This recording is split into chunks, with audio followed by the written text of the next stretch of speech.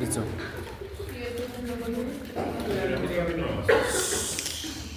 Entonces tenemos ahora, esto lo vamos a hacer también de manera muy superficial, casi no te lo vamos a nombrar así, una característica general, porque esos son más temas de sistémica, ¿listo?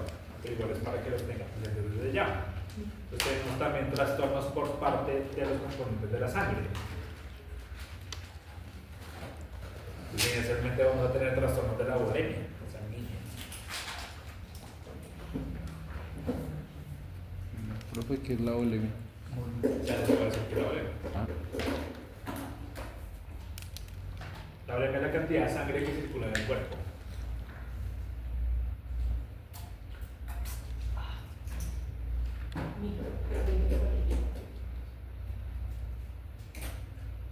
La cantidad de sangre que tenemos en el cuerpo.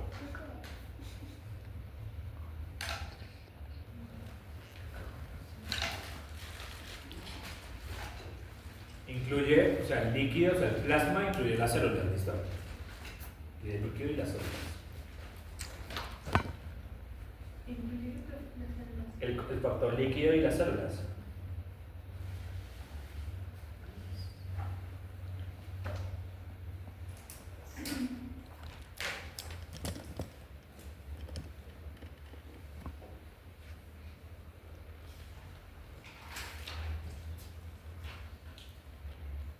Vamos a tener dos factores, la hipervolemia y la hipovolemia, ¿no?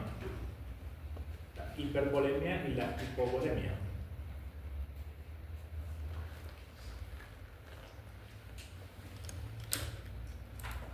La hipervolemia, pues normalmente está relacionada con sobrehidratación.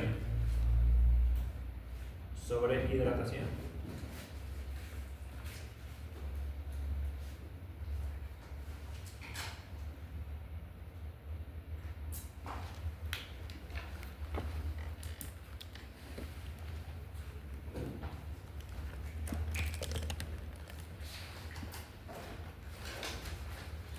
Y la hipovolemia, pues claro, de la hipovolemia entonces, pérdida completa de sangre o deshidratación. ¿Listo? La hipervolemia va a ser sobrehidratación, aumento de la hidratación. Normalmente eso es iatrogénica más que todo.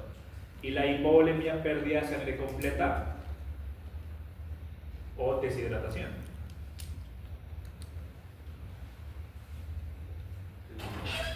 Hiper es aumento.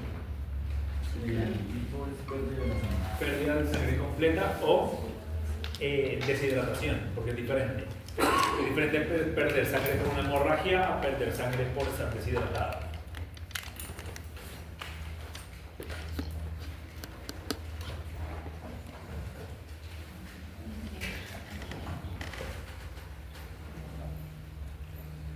En la parte del componente líquido, que es el plasma y el suero,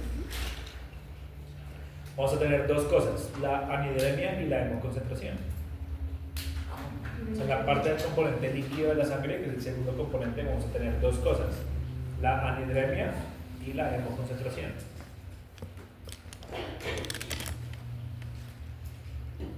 Perdón, la hidremia o la hemoconcentración, no anhidremia. La anhidremia y la hemoconcentración es lo mismo. La anhidremia o hemoconcentración y la hidremia.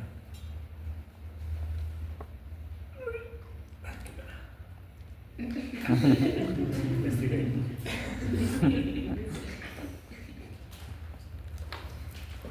La hidremia, ¿qué es? Sobrehidratación con anemia. La hidremia es sobrehidratación con anemia. Hidremia es sobrehidratación con anemia.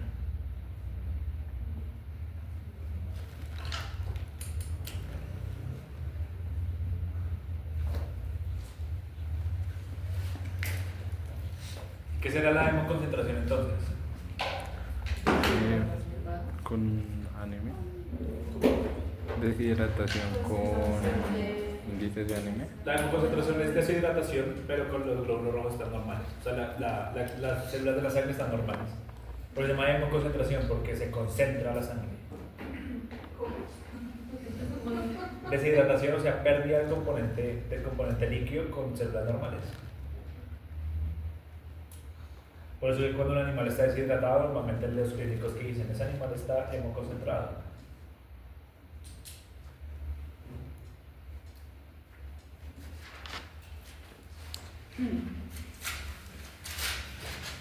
Y las células sanguíneas simplemente que van a tener aumento o disminución.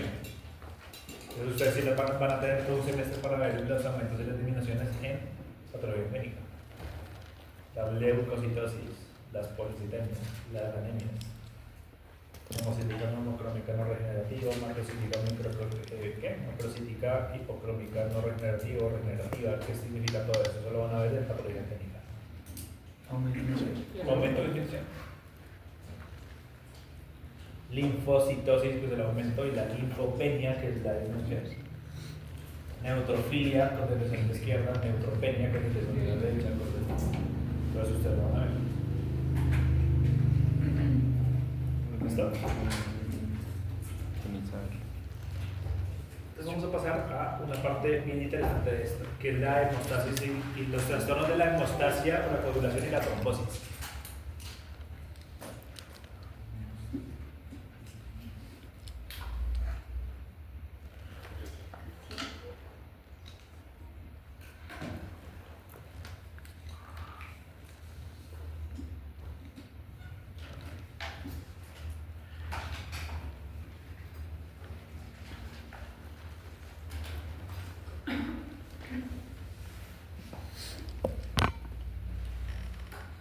¿Qué significa hemostasia? O hemostasis o coagulación. Un mecanismo fisiológico por el cual el cuerpo media pérdida sanguínea. Específicamente, ¿qué parte se está intentando arreglar con la coagulación? Flujo sanguíneo. ¿Qué parte del vaso? Los pelos. La íntima, o sea, cuando hay daño endotelial. Siempre va a haber coagulación cuando hay daño endotelial. Recuerden que si se pierde la barrera o hay daño endotelial, la sangre empieza a salirse. El endotelio que uno le enseñan en histología, no sé si ustedes, pero bueno, en histología enseña uno que las células endoteliales son unas células que están recubriendo los vasos sanguíneos. Pero la célula endotelial en verdad es una célula extremadamente importante en el cuerpo. Tiene una cantidad de funciones. Tiene muchísimas funciones. Regula el crecimiento, regula el metabolismo de la insulina, del oxígeno, de la glucosa, filtra la sangre, permite el paso o no de ciertas sustancias, permite el paso o no de ciertas proteínas. Bueno, está en procesos de inflamatorio, está en procesos de cicatrización, tiene muchas funciones. La célula endotelial también es muy activa. Se ha demostrado que hay células endoteliales que se desprenden de su membrana basal, van al tejido conectivo, viajan por el tejido conectivo y forman un vaso sanguíneo nuevo. Ellas van migrando por los tejidos, tienen muchas funciones, son muy interesantes de estudiar.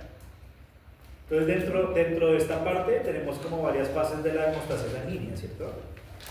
Primero vamos a tener los factores vasculares. O la reología, ¿listo? ¿Esto qué significa? ¿Cómo fluye la sangre?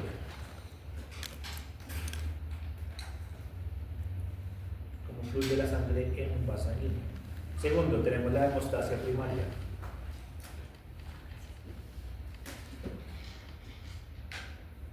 O el coágulo plaquetario.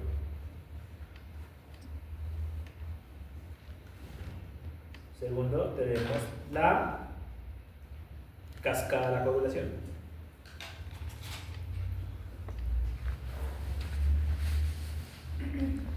O hemostasia secundaria.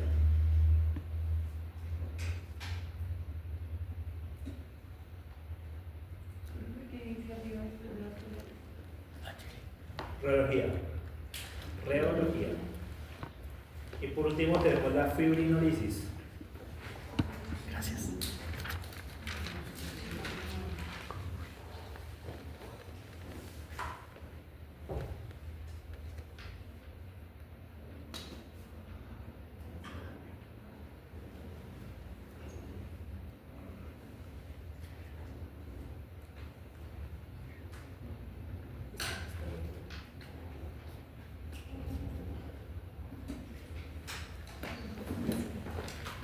Primaria y secundaria.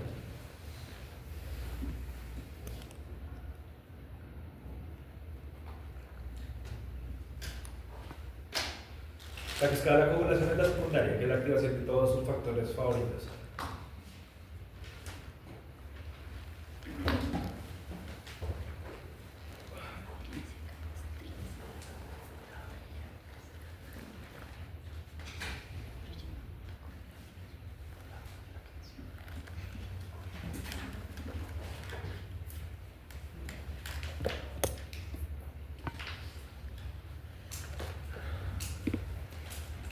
¿Listo?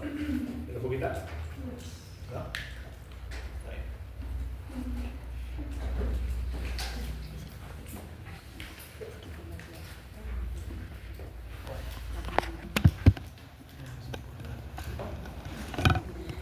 Entonces, miren, normalmente cuando ustedes tienen un vaso sanguíneo, ¿qué es lo que está pasando? Hay un daño en el endotelio vascular, hay un daño en las túnicas.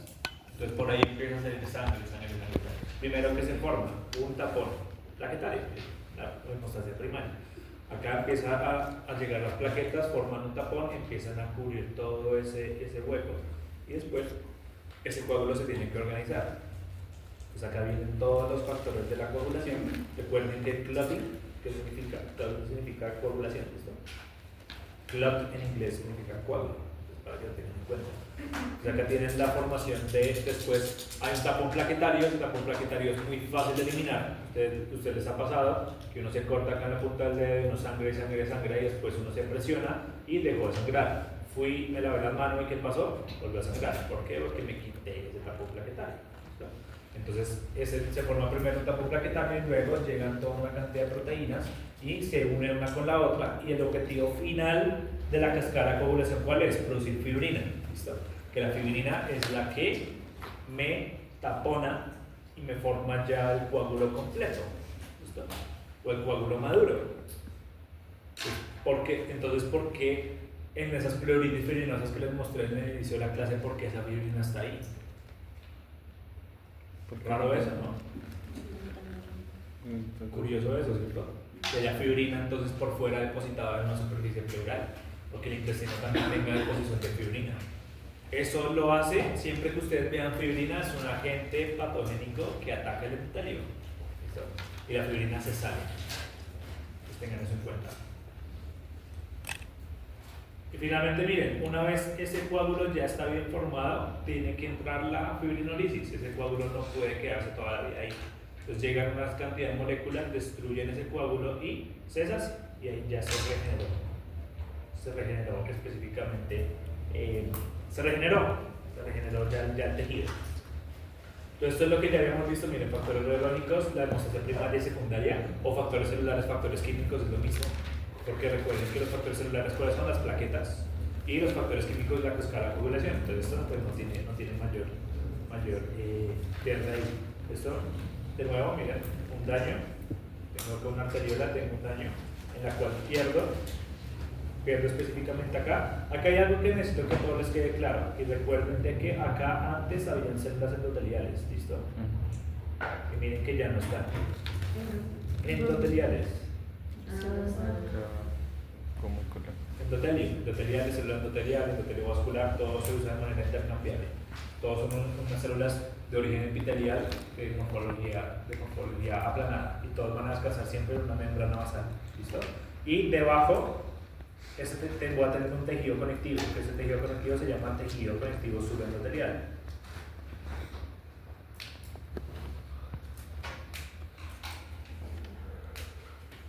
Esto es algo, digamos, algo medio básico de histología. O sea, recuerden, siempre voy a tener un tejido conectivo inmediatamente debajo, un epitelio inmediatamente debajo voy a tener un tejido conectivo.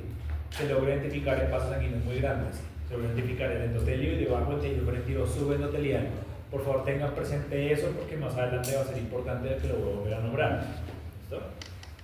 Lo voy a volver a nombrar. Tejido conectivo subendotelial.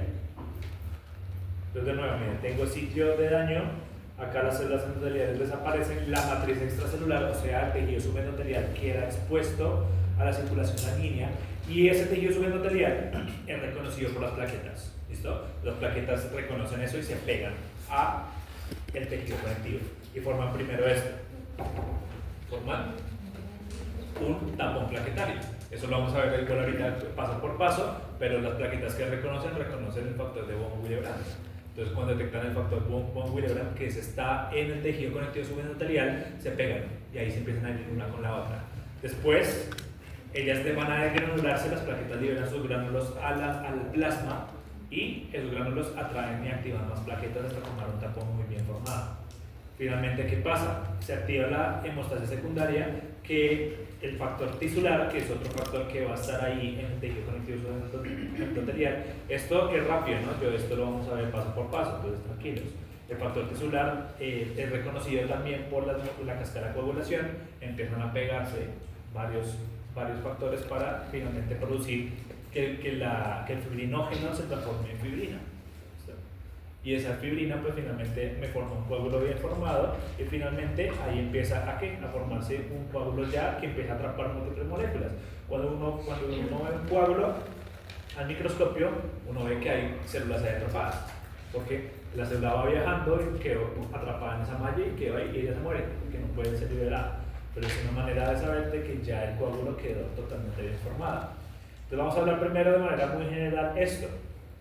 No tienen que anotar lo que dice la diapositiva, solamente anoten lo que yo les puedo decir. Vamos a hablar de los factores reológicos, o sea, de cómo fluye las células dentro de la sangre.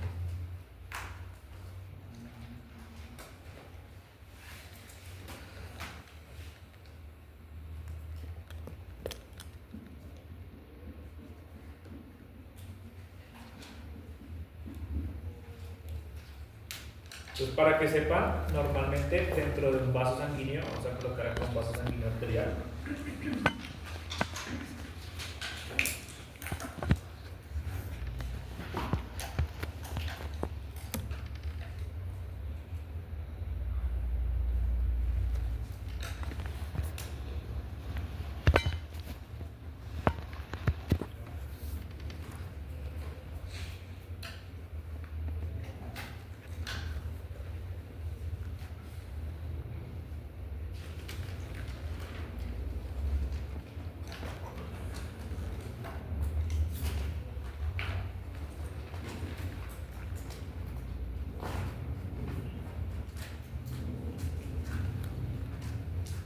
Entonces, normalmente en todos los vasos sanguíneos arteriales, así es como va a fluir la sangre. Las células, los glóbulos blancos en el centro, alrededor los eritrocitos y en la periferia completa pegar endotelio las plaquetas. Entonces, de nuevo, los glóbulos blancos siempre van a transitar en el centro del vaso sanguíneo.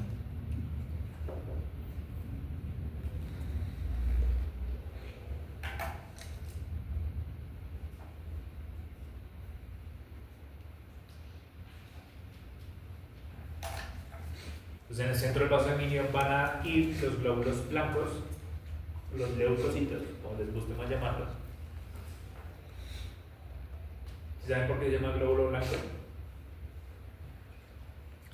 Que pues, blanco, pero ¿por qué? Uno, porque cuando uno hace la separación del hematocito y uno deja que el botón del leucocito se decante, se ve blanco.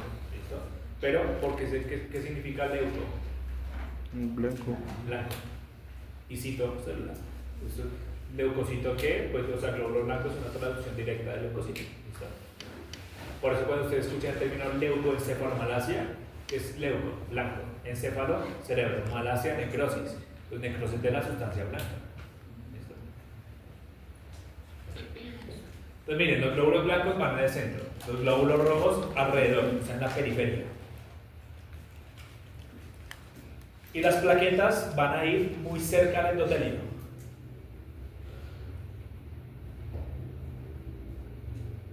Las plaquetas van a ir muy cerca al endotelio.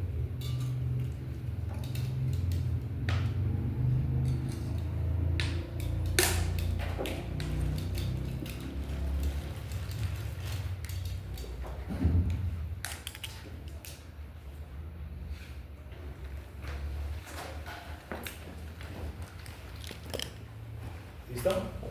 Eso es lo que va a pasar normalmente. Este tipo de circulación, que es el tipo de circulación y cómo están organizadas de esta manera, se llama estabilidad de suspensión. Estabilidad de suspensión. Se llama estabilidad de suspensión.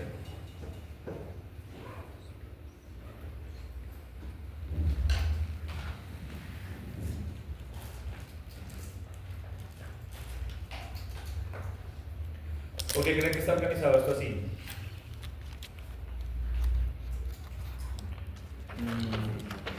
Las plaquetas para estar preparadas en un daño en totalidad. Los glóbulos rojos ahí porque ellos van a ir transportando el oxígeno. ¿Listo? Los glóbulos blancos porque ellos solamente se van a mover de eso si se requiere que haya un proceso inflamatorio. ¿Listo? Entonces, ¿por qué se llama estabilidad de suspensión? Porque es muy difícil de alterar. Es muy difícil de alterar. La única manera en que se altere es un proceso inflamatorio.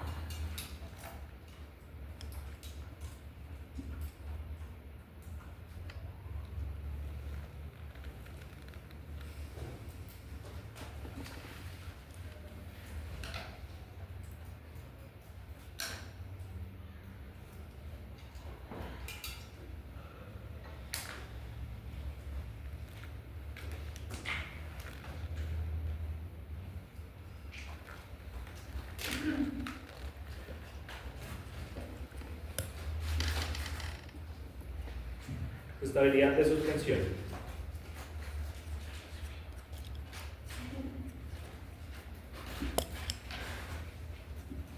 Miren, a nivel de los capilares y las arteriolas,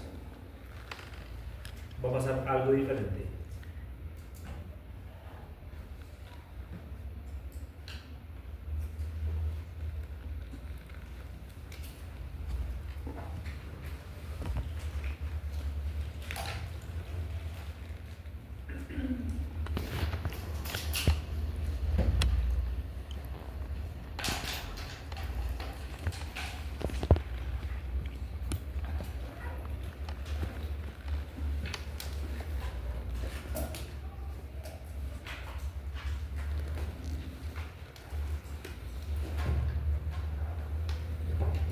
En los capilares, a nivel de los capilares y arteriolas más pequeñas en el cuerpo, voy a tener otro tipo de flujo, que este flujo se llama suspensión lábil.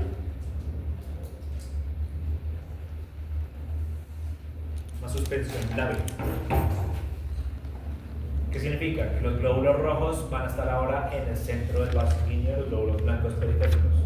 O sea, se alteran, se cambian, se intercambian.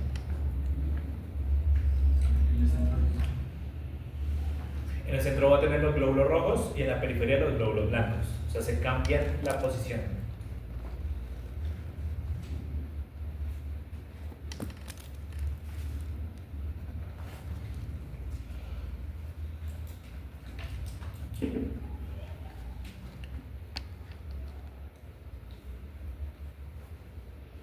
Mira, normalmente cuando está un vaso sanguíneo muy grande, digamos la arteria aorta, van a ir los glóbulos rojos periféricos y los glóbulos blancos en el centro. Y a medida que van entrando los tejidos se volviendo más pequeños, estos cambian de posición. Los glóbulos rojos se vuelven centrales y los glóbulos blancos periféricos. ¿Por qué creen que a nivel de acá los glóbulos blancos van a estar periféricos?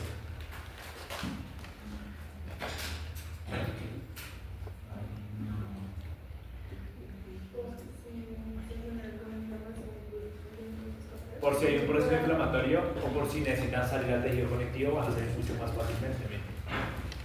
Van a salir más fácilmente. Los glóbulos rojos, ¿por qué creen que se van al centro? Porque son muy pesados, ¿listo? ¿Por qué son más pesados? ¿Qué están cargando los glóbulos rojos? Oxígeno. Entonces, ¿ellos qué hacen? Efecto Rulov. ¿Qué es eso? Apilación en fila lunea, uno al lado del otro, uno detrás del otro. O sea, esa suspensión lábil, ¿qué es? Efecto Rulov y los glóbulos blancos periféricos.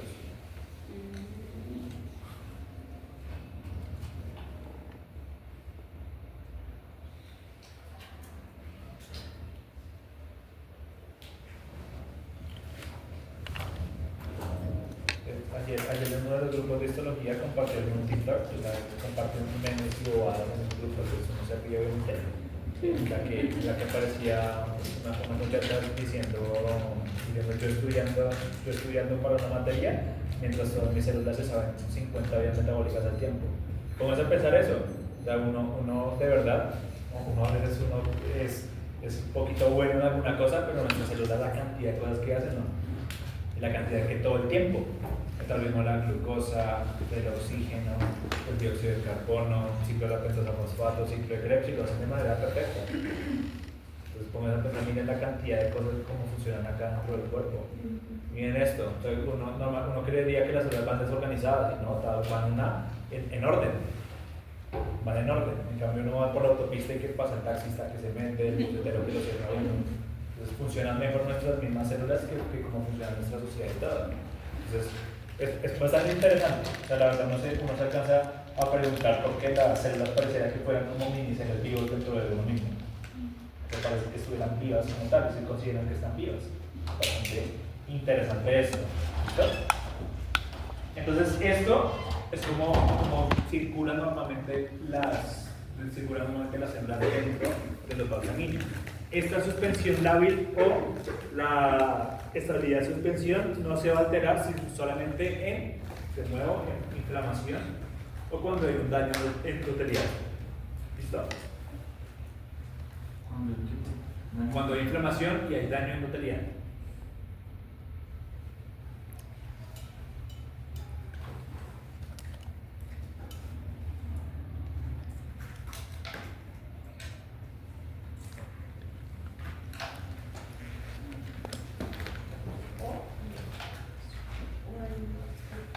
Puede estar confusiva entonces. Puede estar. Y miren acá de nuevo. Acá tengo un vaso grande, los eritrocitos van organizados, los glóbulos rojos van en un lado, los capilares van en pila moneda, después en la otra parte cambian. Acá es un poco más claro. En el glóbulos rojos en el centro, eritrocitos en la periferia, plaquetas pegadas al endotelio. La habilidad de suspensión acá que tengo. El efecto Rouleau, que son estas células que ustedes ven aquí. Acá centro los leucocitos en la periferia y acá las plaquetas, acá que hubo daño endotelial que se pegaron acá, ¿listo? Pues más o menos como para que ustedes entiendan que cualquier alteración dentro del endotelio vascular me va a alterar eso, ¿listo? Me va a alterar esa sensibilidad. El efecto Rouleau es normal en todas las redes vasculares terminales del cuerpo, pero es normal en caballos si no encuentran en sangre periférica. ¿Hace la pila? No, o sea, en la sangre del caballo transita de manera normal. El efecto Rouleau no lo ves cuando uno toma la sangre. ¿Sí? O sea, el efecto Rouleau es normal, pero cuando uno toma la sangre. En cambio, si tú tienes otra especie, que tú le tomaste la sangre periférica de la oreja, de la cepálica anterior, de cualquier muestra, y tú ves que ahí sí hace efecto Rouleau en el frotis, es porque ese animal está deshidratado. En cambio, es un hallazgo normal en caballos. Pero dentro de la circulación sanguínea está circulando así igual. No, circulan así. Entonces vamos a pasar ahora a la primera que es la hemostasia primaria. ¿Listo? La hemostasia primaria.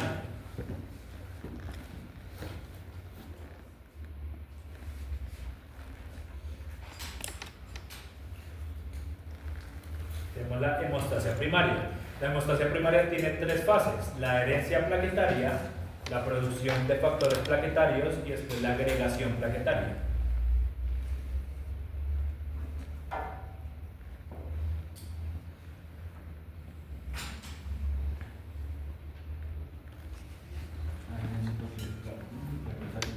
Adherencia plaquetaria, después producción de factores plaquetarios y luego agregación plaquetaria.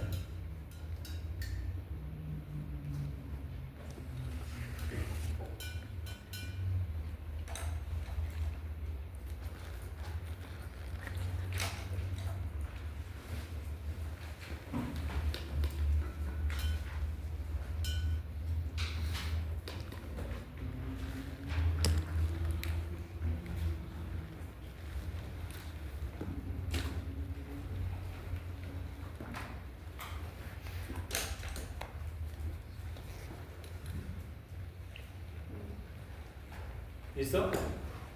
¿Continúo? Pues miren, ¿qué tenemos acá primero? La adherencia plaquetaria. ¿Listo? Entonces acá tengo todas las fases en esta foto, tengo todas las fases. Tengo primero la adherencia, la activación de la plaqueta, la secreción de moléculas y después la agregación. Entonces vamos a hablar primero una por una. Tenemos la adherencia plaquetaria. ¿Qué vamos a tener primero? Un daño endotelial, ¿no? Hay un daño endotelial. Cuando hay daño endotelial hay exposición de tejido conectivo subendotelial. Entonces tenemos daño endotelial y a continuación exposición del tejido conectivo subendotelial.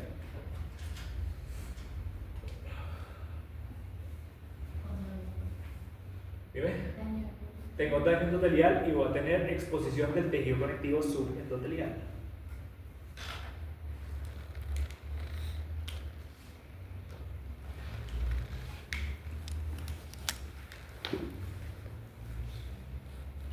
Y cuando tengo exposición del tejido conectivo subendotelial, voy a tener exposición del factor von Willebrand, o el factor von Willebrand se va a exponer. ¿Y saben cómo se escribe ese factor? No.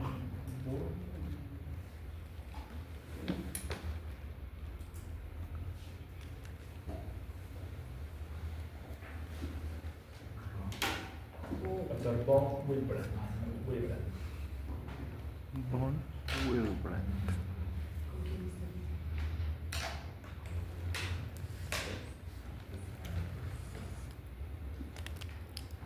Factor de von Willebrand.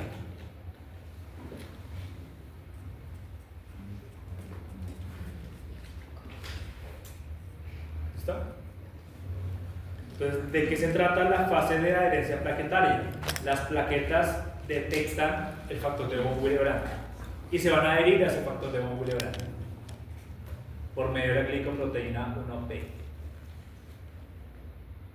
Entonces, las plaquetas reconocen el factor de von Willebrand y se adhieren al factor de von Willebrand por medio de la glicoproteína 1B. ¿Por medio de qué? De la glicoproteína 1B.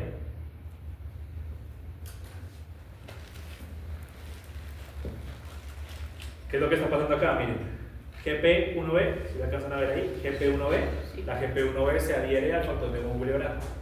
Ahí está, se pega una con la otra. Y acá hay una adherencia leve, esta adherencia es reversible, ¿listo? Se puede quitar. Entonces, una adherencia plaquetaria inicial. Esa unión de receptor con receptor activa la plaqueta. ¿Listo? Entonces, es un cambio en la isoforma plaquetaria o cambio o activación de la plaqueta. ¿Quieren decirlo así? Activación de la plaqueta. La plaqueta, en vez de ser aplanada, cambia su morfología y se vuelve toda poliédrica. Profe, repíteme que es la por la glicoproteína 1B. Se pegó al factor de von Willebrand esa glicoproteína y la plaqueta se activó. La plaqueta se activó.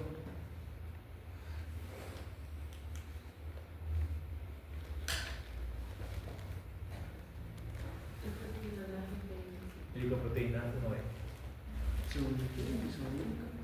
Poliédrica. O sea, cambia su isoforma o cambia su morfología. Pero la plaqueta cambia su morfología. Entonces acá viene la segunda fase. Una vez la plaqueta está activa, se va a degranular o va a secretar factores plaquetarios. Entonces va a haber secreción de factores plaquetarios.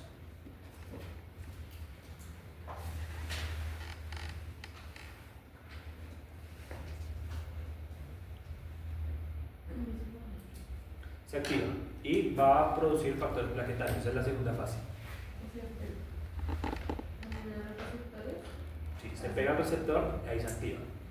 Y con una vez se activa se empieza a degranular, o sea, empieza a botar secreciones. A ver, ¿qué es el otro miligramos?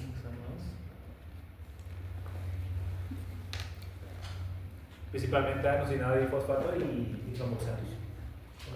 Serotonina sí también está ahí, pero tiene más funciones de la agregación plaquetaria.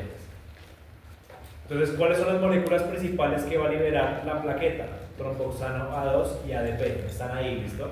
TXA2 y ADP. Adenosina difosfato.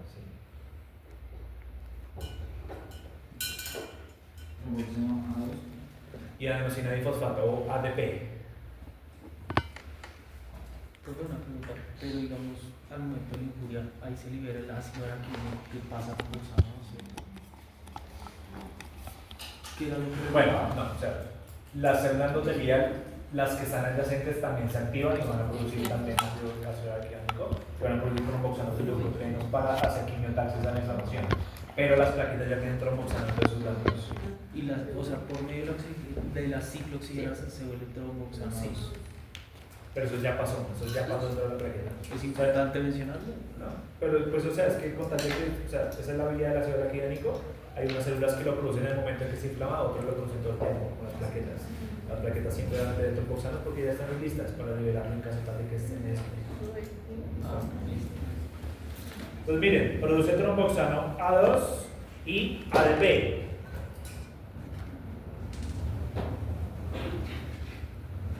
Entonces, este tromboxano A2 y el ADP, ¿qué hace? Atracción, quimiotaxis de plaquetas. Pues van a ver una llegada masiva de plaquetas. Llegada masiva de plaquetas o quimiotaxis de plaquetas. ¿Es la tercera? No, siguen ese mismo paso. Viene la llegada de las plaquetas o quimiotaxis de plaquetas.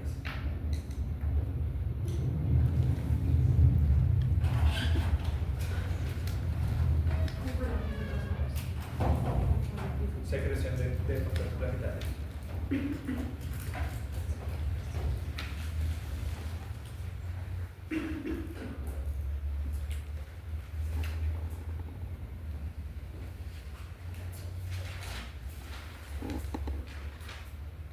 ¿Listo? Entonces ya hay una llegada masiva de plaquetas y ahí va a suceder la agregación plaquetaria, que es la última fase. Agregación. Se va a la siguiente fase, que es la agregación plaquetaria.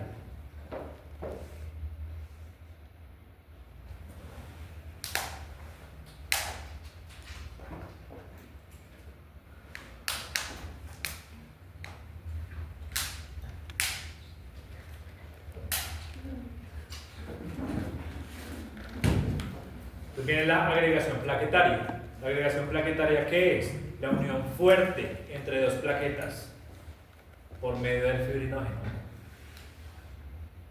La unión fuerte de dos plaquetas por medio del fibrinógeno.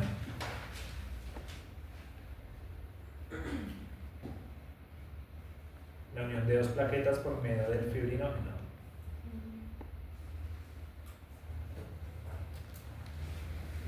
La unión de dos plaquetas por medio del fibrinógeno y por medio de la glicoproteína 2B3A. Para que sepan, está aquí, ¿listo? GP2B3A. Ya que no me estoy inventando las cosas, GP3A. Es la unión de dos plaquetas por medio del fibrinógeno y cada una de ellas lo hace por medio de la glicoproteína 2B3A.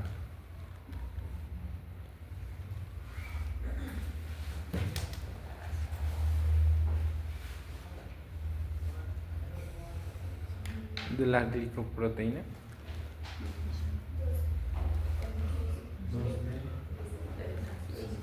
Sí, la glicoproteína 2B3A.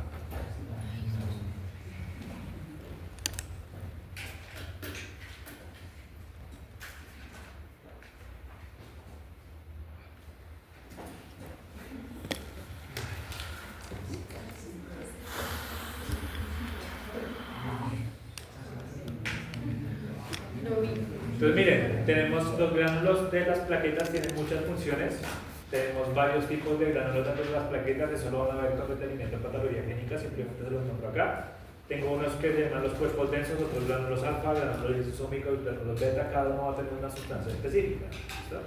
Pero acá lo que me interesan es que en la mayoría de cuerpos densos que voy a tener tromboxanos, ADP, calcio, serotonina, bueno, tengo una cantidad de moléculas que me estimulan la trombosis.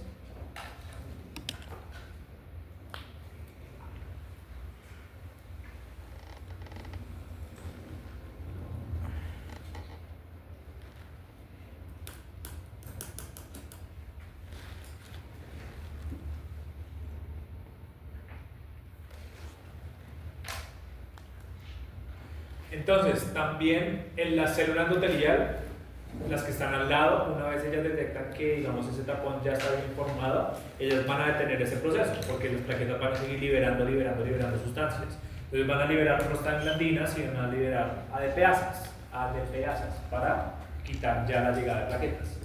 ¿Listo? Entonces, La célula endotelial adyacente lo que va a hacer es un control antitrombótico. Va a evitar que lleguen, porque ¿qué pasa? Imagínense si el coágulo siguiera creciendo, ¿qué le va a pasar a ese vaso sanguíneo? se tampona, entonces ya sería contraproducente. Entonces el proceso lo detiene ¿quién? La célula endotelial por medio de las prostaglandinas y la ADPasa.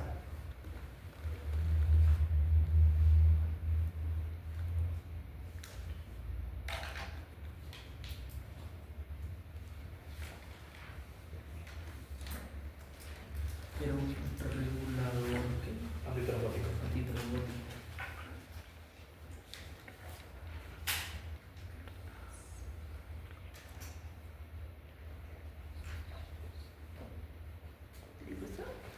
Profe, ¿es la prostaglandina y la ADPasa? Sí, ADPasa.